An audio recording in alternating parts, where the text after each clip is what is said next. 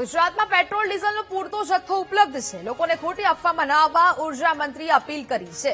ઉર્જા મંત્રી ઋષિકેશ પટેલે લોકોને અપીલ કરી. રાજ્યમાં ઇંધણના જથ્થા મુદ્દે મહત્વનું નિવેદન આપ્યું.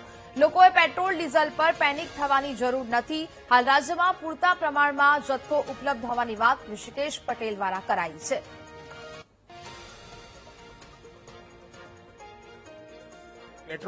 પેટ્રોલ ડીઝલની પરિસ્થિતિ ક્યારેય ગુજરાત કે ભારતમાં ખરાબ નહોતી. આજે પણ જથ્થો અનામત આપણી પાસે પૂરતો છે. કોઈએ પેનિક થવાની જરૂર નથી. જ્યારે જોઈએ ત્યારે પેટ્રોલ અને ડીઝલ મળી જ રહે છે. પણ સંગ્રહખોરીથી બચવાની મારી સૌને અપીલ છે.